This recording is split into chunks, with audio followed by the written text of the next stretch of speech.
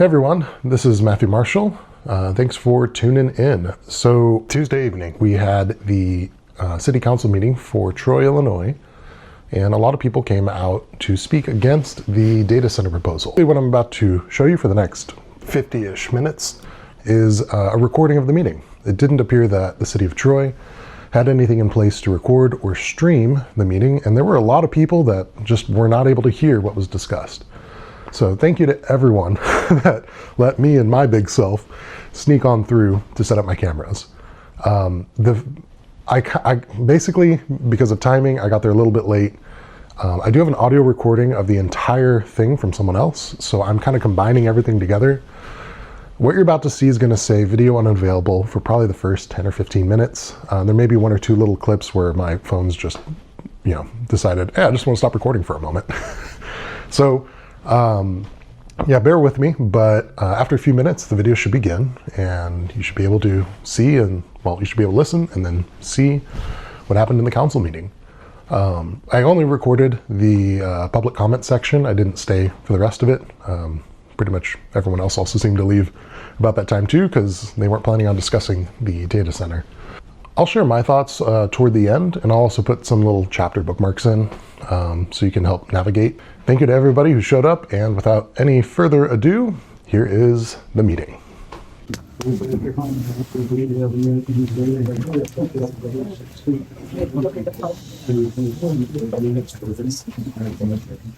Second. All in favor? Any opposed?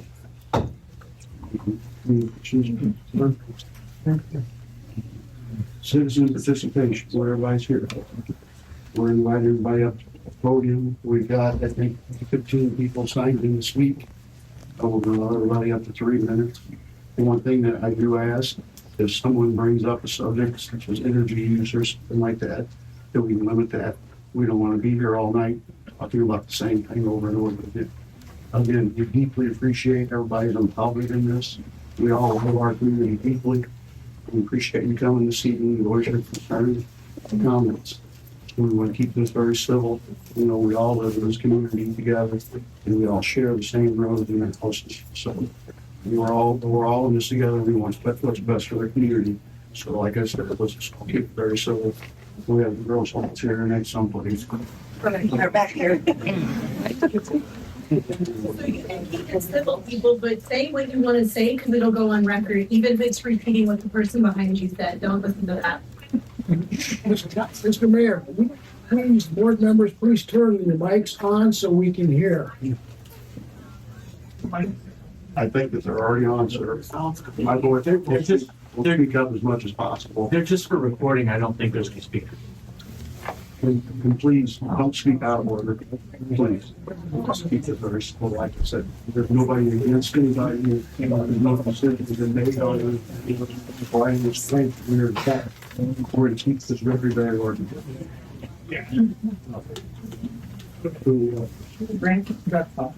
Ranch truck.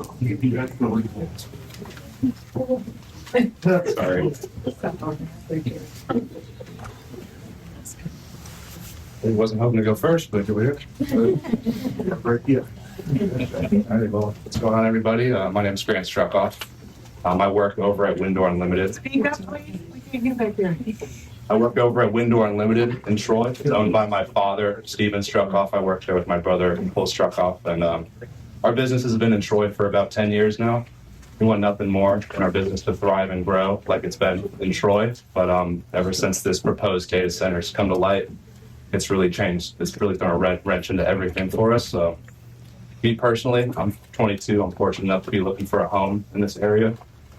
And it's just the idea of this giant data center looming over everything. It just soils so much of that. And I know we don't want to talk about energy too much, but that's a really big reason, and plus all the fossil fuels these things use. And they're going to have to mess the entire infrastructure of this entire town up to get this thing in here. I think it's absolutely ridiculous to even be considering this. I know it's not official yet or anything, it's just proposed, but the fact that it's even here right now is insane to so many of us. And the last thing this town, or frankly any town in Madison County, needs is one of these data centers. And it's just very disheartening to see, like, I know he's not here, but the chairman of Madison County just all super gung-ho for all these things and disevaluating any sort of counter argument to it, saying he visited these sites and that there's no issues with them and he's talked to all of these benefactors and everything, but not once have I heard our chairman talk about the people who live next to there. And I think that's absolutely ridiculous and disheartening for a lot of people here. I love this town. I was born and raised here. I just think the very last thing this place needs or anywhere near is a data center like that. So that's really about it. I thank you for your time. Thank you.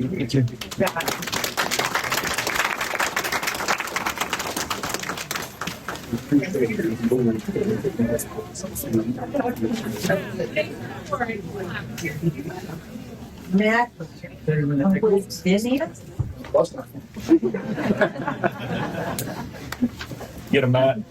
Hi, I'm Matt Redenius. I'm here with my wife Kate. We own Canine Social of Troy, which is a very new development. Happens to be right off of Highway 40 in front of RP Lumber. And we just opened up in May. So we're very, very invested in the community. We live right off of Spring Valley. We've lived here since 2019. So very, very invested community, concerned about this potential data center, which would go directly across the street from our property. Again, I understand this is not approved, but we are very concerned. We want to remind this body of the standards that you all held us to as we were building our facility. We were all concerned about how it would look, and we were told many times this would be one of the very first things that you would see or anybody would see as you drive into Detroit. So you held us to a high standard. You wanted the building to look great. We wound up appeasing the city. If anybody saw our building, you're probably questioning, why does it face the way it does? We were asked not to put a parking lot between our building and Highway 40, as a parking lot is unattractive. Okay, that was what was asked of us. We did that. Okay, so now what's being proposed, and again, this may be just some hypothetical proposal, but is an electronic substation, 13-acre substation right across the street from us, and a ton of huge warehouses. That is the absolute first thing you will see as you come into Troy or drive past Troy. Very, very unattractive. We're also concerned about the power usage at that facility and all of the other things that I'm sure you'll hear about today. Yeah, not against development. Love to see more development in the city of Troy. Just not there. Please, not there. That is a terrible spot to put it, especially if you're looking to attract more people into the city. If you're looking for Madison County, we all know where there's a ton of warehouses. Right down in Pontoon Beach off of 255. Great spot for a bunch of data centers. That's all I had to say. Thank you.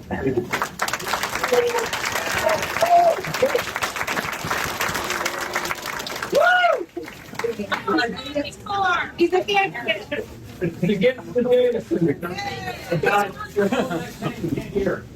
I am gonna. Sorry, don't trip on you here. Sorry. Good evening, everybody. All right, so I came from the Chicagoland area, so I'm used to seeing a whole bunch of buildings and stuff like that. So the change down here, the small hometown feel, seeing the fields grow, farmers out there with the combines is a nice change. With this proposed data center, it makes me feel like I would possibly be going right back to where I came from. My son goes to daycare right across the street from where this data center is proposed. They go outside and play, they walk around the building. Do they want to walk around and see a big ugly building with a hum and all this other stuff? Same thing as Matt, I'm sorry. If he's held to a standard, then I think everybody else should. Beautiful building, by the way. But same thing. Several questions that I haven't seen answered is, what is it going to do for Troy? Is it going to do anything for our taxes, our income taxes, anything of that nature? Increase them. Increase them? Why? Okay, if we're going to be giving them 300, however many acres of land, what's it going to do for us? What is in it for the residents of Troy? Maybe not so much for those that live on the far end that wouldn't really impede on it, but those that are closer to Spring Valley, even those that go to that church, how is that going to impact everyday lives with them? So those are my questions that I'm, hopefully going to get answered here soon, but that's all I got. Thank you.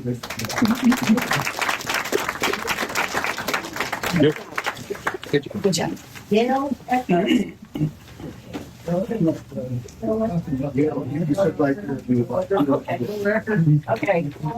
I'm Gale Eckhardt, and I'm It's here. Country Village Estates, which is right across the highway. And is the land bought for the data center? And if it has been bought for the data center already, were there any incentives? When was it rezoned industrial, and who approached the planning committee or the zoning committee to rezone it to industrial? And again, any incentives for that? Then why will our property value go down and our property taxes go up? Because of the data center that is going to be right there. And why do we have to pay to upgrade our water and sewage plants because of the data center coming in? And what is the biggest contract that you have negotiated for the city of Troy? I mean, this one's got to be huge, this contract for data center. And how many council people are going to be living close to the data center? We might answer at the end of that one. I wish we did, but that is all way down the road. Okay. This whole process is possible. Yeah. So nothing's been signed, the land hasn't been sold. Absolutely nothing. Can you answer the last question? Yeah. We all live here. Close to the data center? I live across the street. Okay. That's fair. This is not going to be a question and answer session. Okay. Okay, you guys get to your statements. And when we get through here every night, we will definitely share those. But at this point, we just don't know. We can't know what we don't know. So we're trying to share what we know and it comes up. All these questions that we ask from all these concerned citizens, will they be in the minutes? Yes. Okay, but no answers, just the questions. Well, this is. Yeah. This is Yeah. a little form. We're in a workshop for that. And the other thing is, I didn't really understand how come the citizens of Troy were not able to vote for data center or not. We can't vote to say, yeah, we want it, or no, we don't want it. All we going, the people of Troy, making this decision. Everyone here has it, all the 12 here in the state members. Okay, yeah. We all know where we're going. Okay. We enjoy the interaction. That's what we're here for. That's why they volunteer in the town. They're the representative to your community and neighborhood. They're going to use that to get food. But don't think your voice is not being heard. We got a lot of resources to give you guys. I know you do. Nicholas Morton. You sit down. Well, thank you for allowing this time. While there's a lot of reasons for rejecting any and all proposals for a data center here in the center of Troy, many are going to identify those this evening. I want to speak directly to the humanity that's going to be affected and already is affected, that's going to be affected adversely by this proposal. My name is Nick Martin. I'm the head of school at Bethel Academy. Our building will be completely encircled, as well as Bethel Church. The pastor of Bethel Church is here, other pastors, other congregants, our families are here. And I represent a school that has countless children and teens, parents, teachers, and volunteers who daily enter our building. At our school, we currently serve families with students K through 8, and we're expanding our offerings next year to offer high school secondary program, a full high school secondary program. We're providing our area with a quality private Christian education in partnership with local families. Our student ratio is 9-1. We meet these families and we know them well. They live here in Troy. Though it's still in its beginnings, this is an existential crisis for us. It would absolutely impede our ability to function in that building and ruin our ability to function in that building. Our school has seen students reach new heights and being formed as young people of our community in character, in wisdom, and academic excellence with deep critical thinking, reasoning, and problem-solving skills. I think if If you look at this proposal, some of our students, our young students, have seen this proposal, and even they can point out, why are we in the middle of it? So they're going to serve our community well into the future as they graduate, and I hope that they'll return here. They'll want to return here. And unfortunately, this proposal denies our students that environment by placing that 500 megawatt power station and surrounded by dystopian buildings that create noise that drowns out their ability to even have recess together. For students to be productive in a classroom and creates unnecessary burden on their ability to even get to and from by putting a cul-de-sac where at the entrance of our building. So I want to share a recent story from a young student who approached me and asked, are we going to lose our school? This is a question that I had at lunch just last week. And I said, well, I'm thinking to myself, while we may not lose our building directly, we lose the ability to function as a school. As I looked into that young person's eyes, I thought to myself, these young people are watching. They're watching, what kind of community are we going to build? Will they see us building the vision for a town they want to return to and raise a family? Will they see us building a community that brings people together? Will they see us thinking of a future rather than just a promised increase in tax revenue? If the data center is allowed to be built, I fear for what they are going to observe. They will see us choosing a future we know nothing about with promised benefits that are not guaranteed or that guarantee more wealth that will not return on investment. And I want them to be able to return here as citizens raising their families. My task for the City Council this evening is to be as forthcoming. I'm thanking you for your being forthcoming, having this meeting, and that you would represent citizens in putting a stop to this development, becoming the landmark of our city. Cities have landmarks, and this would be known as the city of a data center.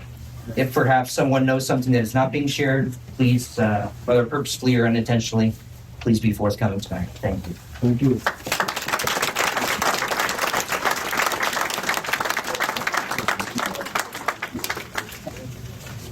Nicole James. Nicole. I'll take care of that. Sorry. My name is Nicole James, and I grew up in Troy. My family has been here for generations. I moved back to Troy in 2023 to raise my children. I wanted them to grow up in the same wonderful community that I did. Troy is a small town with kind people who look out for each other and take care of their community.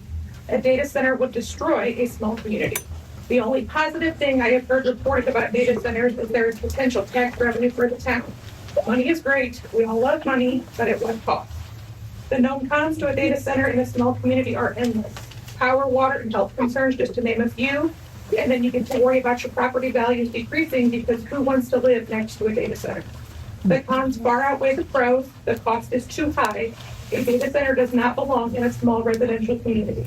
AI is coming. You can't stop it, but you can stop it from destroying this community. So I ask you to vote for your constituents. We the people say no. I ask you to vote your conscience and do what is right. Vote no on this data center. Thank you.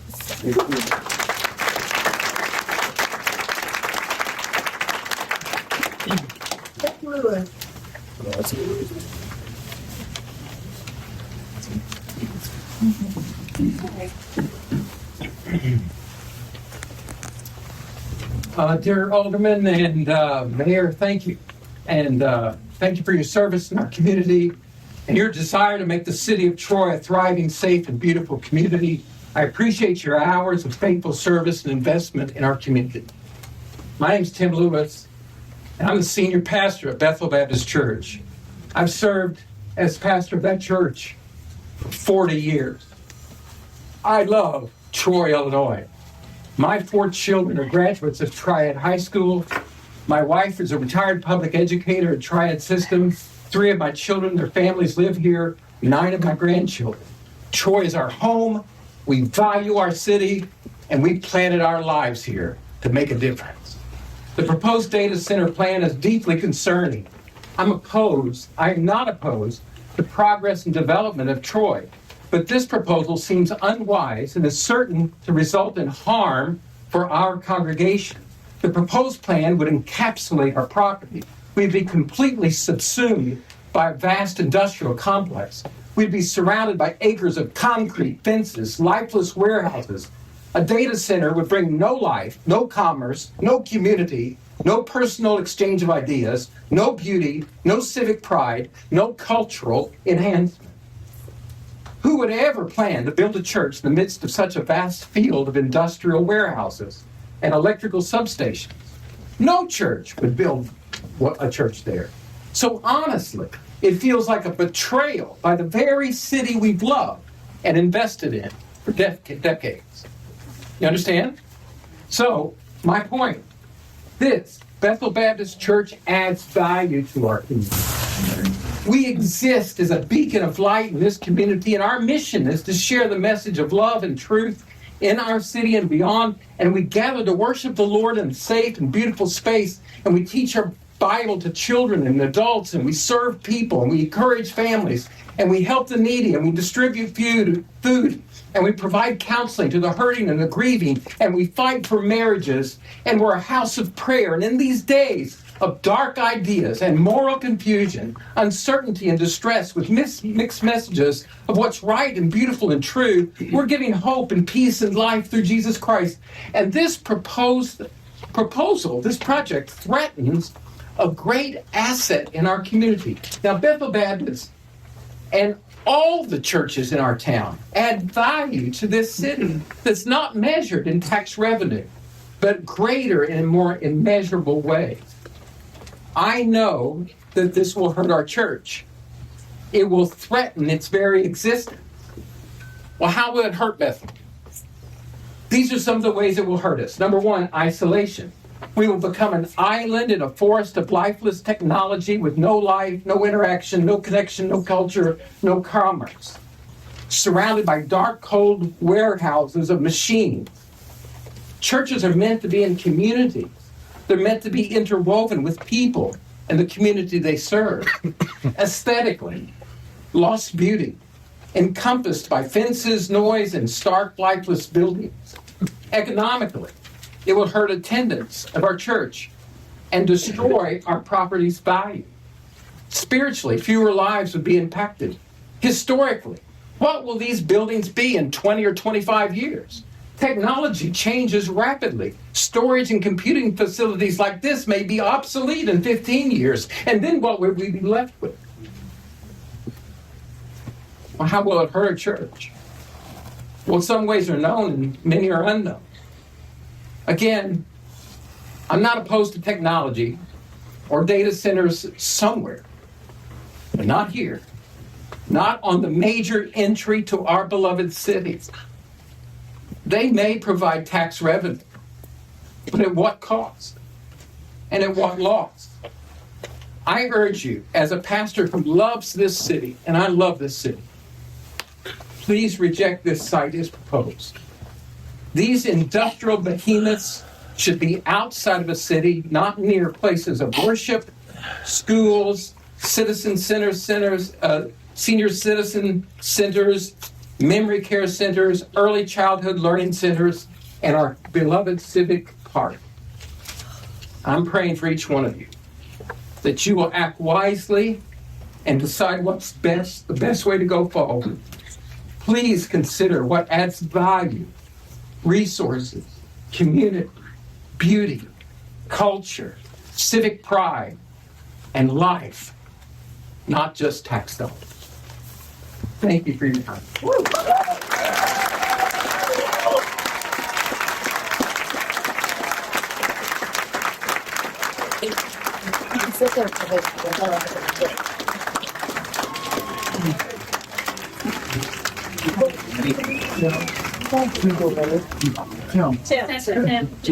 I need to do a very good job. Thank you.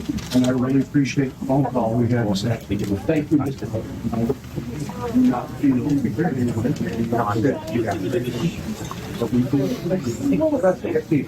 thinking that. You know what I can't talk about. I'm going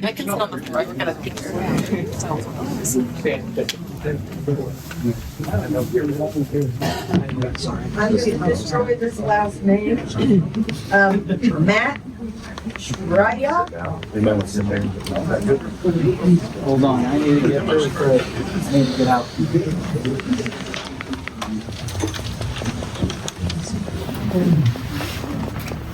I don't like speaking in front of people at all. So here goes. I don't either. I live in Country Village.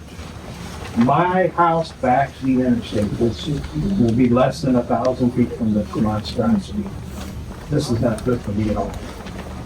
You know, I have 14, my son's 14. That's not gonna be good for him doing homework at night. You know, the noise will never go away. It's, you know, whoever visited these sites, you know, Slusser, whatever his name is for the county, Madison County. Anyway, he went somewhere, he visited something for, what, 4 hours, 8 hours? But this noise will never stop. So, anyway, that's, you know, and the other thing is, if they build something like this, are they gonna put a wall alongside Country Village and is it Cherry Lane to block the, you know, because I mean, that's gonna take my property value and just plummet it. I mean, that, you know, you take a $270,000 house and it might be, you know, 100 grand if somebody wants to even buy it then. So, anyway, thanks.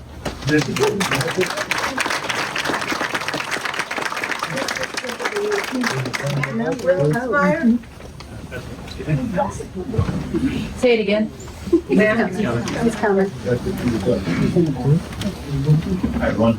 My name is Matt Wilsmeyer. I am a software engineer. I've worked with companies like BJC and Edward Jones, and I've followed the AI and data center news for several years now, basically since it began. I've been using tools, seen everything. So I've seen a lot of appeals to emotion and a lot of what will happen to my house, the town I grew up with, etc.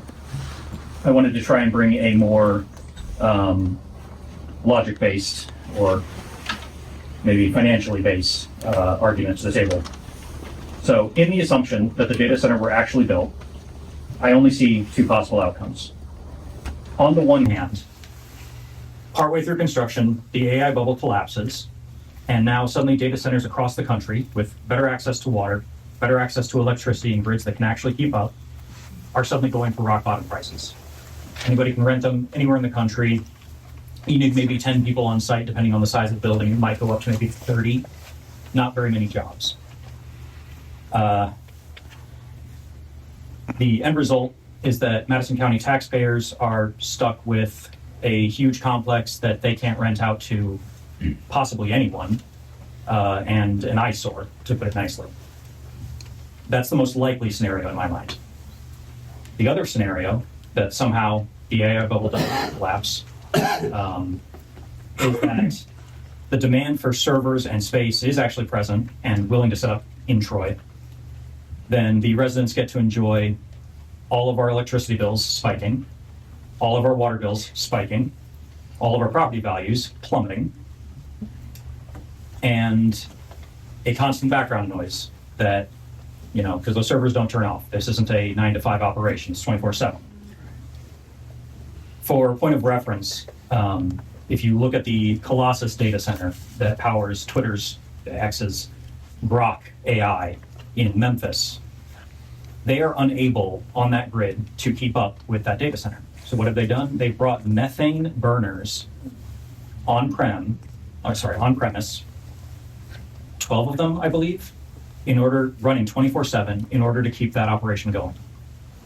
Pumping nitrous oxide into the air, and all of the nearby residents are at higher risk for asthma and cancer. Now, I'm not asserting that every data center does that, but that should give you an idea of the amount of power we're talking about here and how much we've all had our power go out somewhere in the last year, right?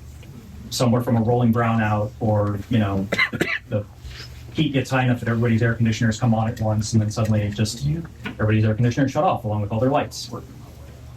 That doesn't get better, a data center. That just gets worse. So I personally feel this is just chasing a fad, like the warehouses before it.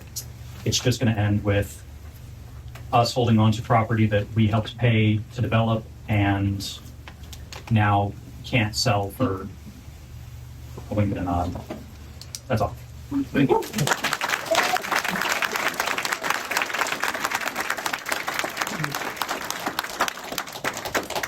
Is there a James here? I cannot read the last name. Could be me. Sorry. Dr. James Simmering, that's quite handwriting.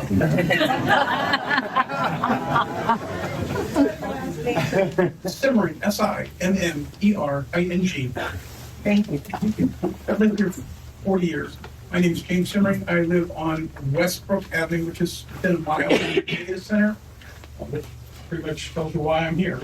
I would like to have any questions and comments and concerns officially entered into the meeting minutes. Is that possible? Okay. They've already brought up other issues. Some issues, I mean, the noise issue is significant. It's 55 decibels to 60 decibels. That's measured right at the site of that. The problem with this also is within a mile, it's been estimated within a mile of these facilities, there's also a sympathetic resonant hum, which occurs in some buildings. It's transmitted through the ground. There's not much you can do about it. Okay. And there's nothing, you can put all the walls up, you want to put all the dense foliage up, it's not going to stop that. It's definitely going to be a problem with that. That's more interesting. My questions are this. What are the benefits other than money for this data center to come to this town? Okay. Will you be giving a tax break to the data center? If so, how much and for how long? Okay. Will this be put to a public referendum or vote? If not, why not? I would like it noted in here, power required by this data center is estimated to be 30 to 35 times the power required by the city of Troy, completely, 30 to 35 times that. Okay. Who will be paying for the infrastructure to maintain this? Will it be passed on to the electric consumers in the area, or as on our bills as infrastructure bills? Let's see what else we got. Water and utilities. Will this facility have a cooling system? If not, where is the water coming from for this? Okay. Will it be coming from our water supply? Will that be necessary? Can the city guarantee that the power draw will not lead to hikes for residential customers to pay for the necessary grid infrastructure upgrades and to cover this when there are brownouts during the summer? During the summer, their cooling costs go up, and they are always guaranteed power. The rest of us have to pay for the power that they don't who is going to compensate people for the 10 to 13% loss in property values that occur within 1 mile radius of these data centers? This has been established nationwide. The construction phase, this is going to last for months and years. We're going to be bringing heavy machinery through neighborhoods, through Bethel Baptist Church. We're losing the frontage road, of course. We're going to lose the road there, right up there, so it's going to cut traffic too. The county has mentioned tens of millions of dollars in property tax revenue. How much of that stays in Troy specifically? How much goes to the state and gets kicked back? And what percentage of that goes to Chicago, which we all love here. That's it. I oppose this measure. I appreciate it. Thank you.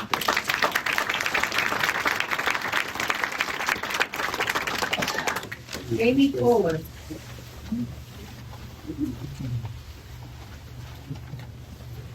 Jamie Fuller.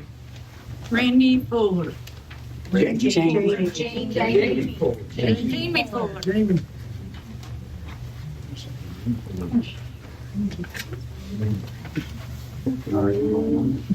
Christian Litscher.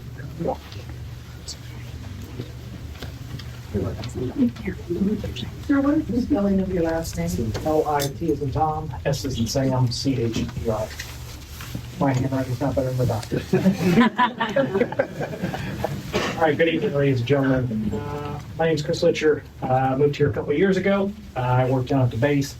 For the record, I don't have the authority to speak on behalf of the base, but I do want to bring up some concerns to ensure that you have done your due diligence in talking with the base because of the amount of entities that are down there. So with that said, Scott Air Force Base is approximately 15 miles away from Troy. And with the data center comes a lot of new technology, which also comes a lot of security concerns. So there are a lot of things in the latest version of the fiscal year 2026 National Defense Authorization Act, which talks about proximity and radiuses to federal installations.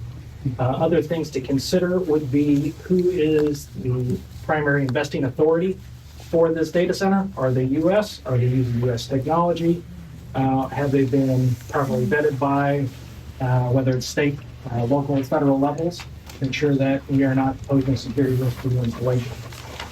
Other things to keep in mind, there are also both state as well as federal laws regarding the buffer zones. There's, I believe, in 2025, the state of Illinois added a 25-mile buffer zone to federal installations based on who potentially owns it. So I just want to ensure that the council is doing their due diligence to make sure that we are not imposing a risk. Things to consider, the folks that operate out of the base. You have the Air Force's Air Mobility Command, United States Transportation Command, Army Surface Distribution and Deployment Command, as well as the Defense Information Security Agency and a host of other entities. Because of the because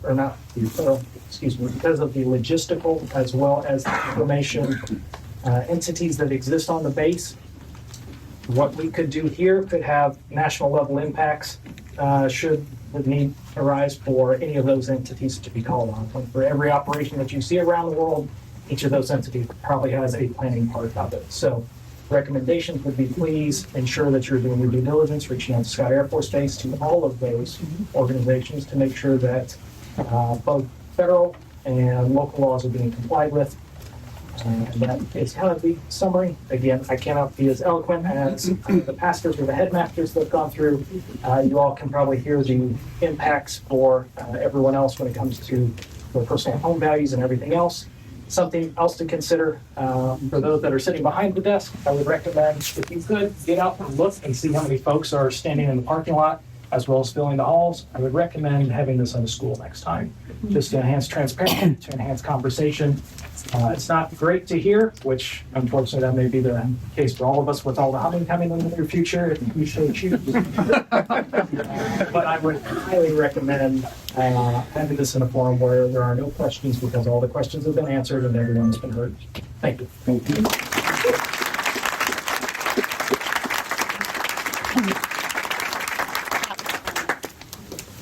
Joseph West.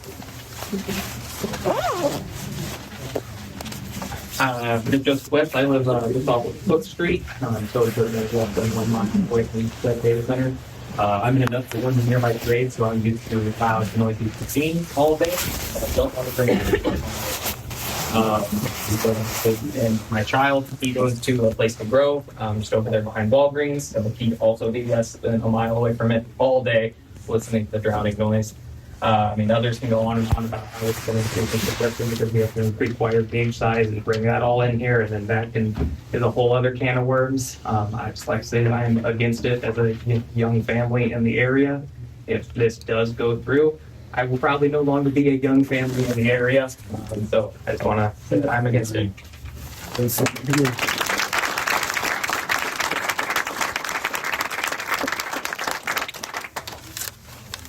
Cory Beadreau. Beadreau. Can you spell that for me? Yep, Boudreau. Thank you. All right, good morning, council, neighbors. Third evening, I should say. My name is Cory Beadreau. I live in the Fair subdivision. Just keep it safe for my family, my neighbors, to believe that Troy is a place to raise our children. I'm not simply a battery to power a disinfectant monopoly. I'm here to voice my complete and total opposition to the Cloverleaf infrastructure and the proposed data center. The information from this month alone shows that Cloverleaf is not a partner within our community, but a corporation that serves itself. 9 days ago, Cloverleaf was forced to withdraw its plans from Greenleaf, Wisconsin, after the community exposed its playbook of bad business. While the Troy Times and Tribune reports that non-disclosure agreements were not required for our city leadership, Cloverleaf reportedly used NDAs to keep the public in the dark in Greenleaf, Wisconsin, while reportedly offering some farmers up to $120,000 per acre. How can you say no to that? Their very name, Cloverleaf, and their greenwash website is deceptive. As many have pointed out, data centers are anything but clean. We don't know who the end user for this facility will be. What we do know is that they owe us nothing. They serve themselves and their investors. Cloverleaf's presence will have a severe impact on our local resources and what we pay for utilities. A state report from last month warns that hyperscale data centers like this one are straining the Illinois power grid. A facility of this size can use as much power as 350,000 homes. That is like 76 Troys in a single center. When Cloverleaf connects to the grid, Ameren will have to build new substations, transmission lines, and under current Illinois law, those costs get passed on to us, all of our neighbors, leading to projected double-digit rate hikes. While the Times and Tribune also noted that a closed-loop system conserving water will be used for the cooling center, that also comes with major risks for our community, such as a trade-off of lower water use but higher electricity consumption.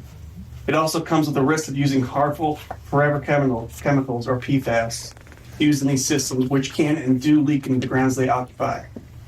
I understand that Slusser was taken to that data center in Nebraska. I don't know what information he brought back, but the questions I do have, what was the honest opinion about the data center? Did you speak to the local community about that data center?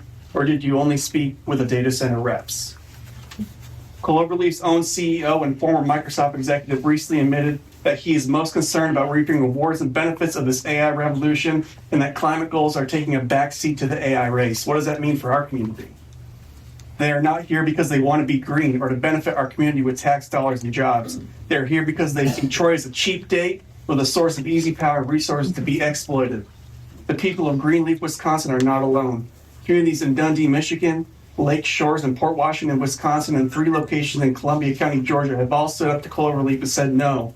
Let's join these cities and oppose Cloverleaf's data center initiative. They chose their homes and future over Cloverleaf's cash.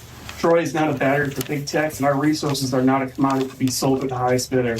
I urge this council to protect our community, our quality of life, and to follow the precedent set by these of other brave communities. Thank you.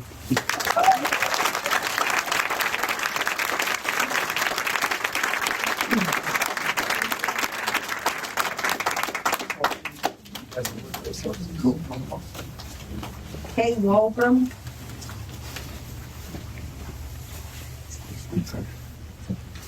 Hello. I live approximately a mile to the west of the proposed area. And my main concern right now, besides all the others that have been mentioned, is noise abatement. How much noise will be created by this? Already we have about 45 decibels from the interstate, and I've read 70 more can be added from the planned data center, which would bring the level up to airport level. And so I have a concern about that. If it were to be approved, would noise abatement walls be required? I hope that they would be. Also, I attend services at the Church of Christ, which is just across the Route 40, catty corner from the proposed plan. And the conversation today was, can we exist with this around us because of the noise, because of the noise level? We have a preacher's house just outside the building. So we're pretty concerned about the noise levels and how that will affect us.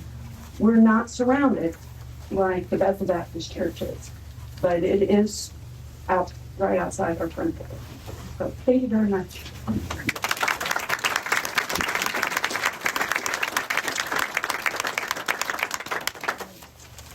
All right, so that's all for the citizen participation. I deeply appreciate all of your concern. You all spoke very well. I appreciate your professionalism and bringing the points to our, we need to know everything we can to the public. And with your input, it'll help us to do this thing in the future. And thank you very much for attending this meeting. We've got a lot of other regular business. You're welcome to stay. It's not the most exciting stuff in the world. Yes, sir. Is there only a certain amount of time for comments allowed, or what? 3 minutes first, Cory. Well, I signed up. So are there other people? What is your name? Trevor Wood. What are we doing? It should be on the list. You're on here. Are other people on there? Nope. I skipped you and it was unintentional. Sorry. Well, I don't have a lot to add. I mean, sometimes this stuff is like, oh, thanks for letting me be here. My name's Trevor Wood. I'm going to be really loud because we need to hear it. Bring it. The consensus is, oh, newsflash, no one wants this. We can all talk about how, like, my health, your health, my water, noise, I'm missing my shows. No one wants this. And the question we need to ask, we have one question. Who wants this? And why do they want it? That's what we need to know. What are they getting? Money. Right. And then why are we getting a vote? We need to know. So, Mark Zuckerberg, all this, I'm going to say a lot of random stuff, but you can look it up. I don't have time to source all this, but Mark Zuckerberg's building a bunker. Okay? That's the end result. Why is he building a bunker? I don't know. Maybe they're extracting everything they can from the planet at our expense, and then they're going to go high because they're taking all our money too. Hello? Might want to get off X by now. I don't know. I'm not talking to just one person, I'm just saying this is what we need to be doing. Air pollution, cooling, energy consumption, and what are the kickbacks? And I'm like, is it like, we're going to use this money for these amazing new parks, millions for parks for our kids, but then like, we can't afford to do anything. We're telling the kids like, no, we have to have Kool-Aid and we have to make like this much and you can't have any more Kool-Aid because the water bill's horrible and you can't watch a show and we can't afford the internet. They throttled the internet, they make internet subscriptions so you can only watch like one streaming service because you're paying for every certain thing. Beyond all that, so you're at then what's the end result of that? You're at the playground with a gas mask on this awesome playground? Drinking sugar water? With a disease because they took all our health care? I don't know. So we need to know about that. And who's into that? The question is who would be into that? I want to talk to him. We all want to talk to him. Yep. What else we got? Yeah, so you either have skin in the game or you're posturing and totally uninformed, like it's not a big deal, so you look a certain way. There's no other way around it. You have an ethical responsibility, a social responsibility, a practical responsibility. It's kind of like, it is what it is. I'm going to compare this to, it's like Walmart. Walmart was supposed to make all our lives better. The convenience was going to give all us a job. Remember? Walmart was going to come into your town and we were all going to work at Walmart. Remember? Now Walmart has robots for everybody. And now the people who work at Walmart, most of them don't seem too happy. No offense. I'm saying like they didn't do what they said. Pork farming. There's a factory farming. There's a article called Boss Hog. It's about 20 years ago, but it's still relevant. In Rolling Stone, Snoop Dogg's on the cover. He's got a candy cane. And it's basically about the guy who runs, there's a couple pork farms in America. One Smithfield. He runs Smithfield. He lives on Park Avenue. He's got a yacht. And they basically take these factories, pump these pigs through antibiotics, all the feces, all the stuff. They're in grates. There's dead pigs, pushing them through, and they're funneling all that out into lagoons, which turn pink because of the chemical and all the interaction. So it looks like lakes of Pepto-Bismol. You can see it from the air. And when these lakes get full, they're rupturing in the ground like swimming pools that have leaks. When these lakes get full, they then pump it out and spray it into the woods, which then it gets into the air. So all these people who are told, like Walmart, you're going to work at this factory, there's going to be so many benefits, it's union, it's all this stuff. Guess what? They can't leave their house because if they're walking to their car, some of them faint. They have endless smell, they have health problems, but guess what? Pork isn't in danger of like, bacon's not going anywhere. They use those people. Are we, so this is just a pattern. It's a pattern on and on, extracting. I sweat normally, don't worry. I just have to. It's hot in here. Yeah, chemical companies. I mean, has anyone seen Aaron Brockovich? You know what I mean? Like, how many times? Like, the stove's not even hot this time. But like, these playgrounds look great.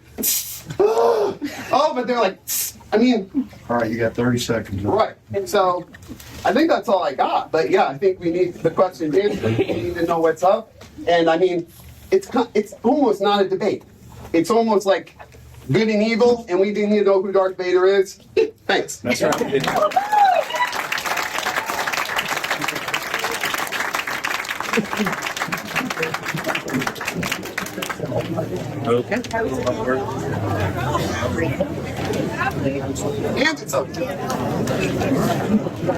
Hey everybody, thanks for hanging along and listening through all that. I said at the end I'd give my take, so here it is. While I'm an IT guy, while I run an IT consultation business, I don't think this is good for our community, and I don't think this is gonna work. I mean, I use data centers all the stinking time, like literally every second. Whether it's for business or for personal, I have systems and services and all sorts of fun stuff kind of running all the time. I know they're important, but not like this. This doesn't need to destroy the face of our community. We don't need this here. There's tons of other places that we could consider having this built. Probably not in the city of Troy. That would work really well. But ultimately, this comes down to the will of the people. So if you don't want it, keep tuning in. You know, I'm not going to make my personal channel all about this. I mean, heck, I don't really post that often anyway. But if you're interested in following along with what's happening with this data center proposal and all of that, I'm going to put a QR right here. Yeah. And I'll also put a link in the description to follow the Troy Residents for Responsible Growth Facebook page. That's the place that you're going to want to go if you want to keep getting updates. I know it's taken me about 2 days to get this video out, probably 3 by the time anybody sees it. In the few days since the city council meeting, this Facebook page has actually published some messages that were uncovered through a FOIA request. So if you're interested in reading more about that, hit the link, and I'll see you all there. Thanks.